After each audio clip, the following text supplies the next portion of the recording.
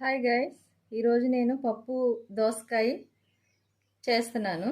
దానికి కావాల్సిన ఇంగ్రీడియంట్స్ పప్పు, దోసకాయ, పచ్చిమిర్చి, టొమాటో, ఇంకా ఉల్లిపాయ. పప్పు నీట్గా కడిగేసుకొని దోసకాయ, పచ్చిమిర్చి, టమాటా, ఉల్లిపాయ కోసేసుకుంటున్నాను. చూడండి, కూరగాయలు అయితే కట్ చేసి పప్పులో వేసేసానండి. ముందుగా ఒక స్పూన్ కారం వేసుకుందాం, ఎందుకంటే పచ్చిమిర్చి ఎక్కువ వేసుకున్నాను నేను. రుచికి సరిపడా ఉప్పు, ఒక స్పూను పసుపు, మొత్తం కలిపేసుకుందాం. ఇలా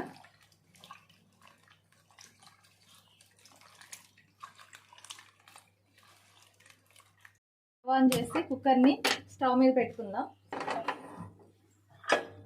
విజిల్స్ వచ్చే వరకు స్టవ్ మీద ఉంచుకుందాం. పప్పు అయితే ఉడికిపోయిందండి.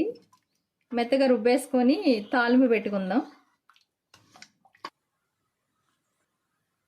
తాలింపు కోసం ఆయిల్ పోసుకుందాము.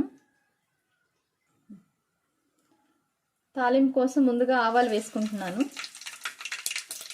జీలకర్ర, వెల్లుల్లిపాయ, కరివేపాకు పప్పు అయితే రెడీ అయిపోయిందండి.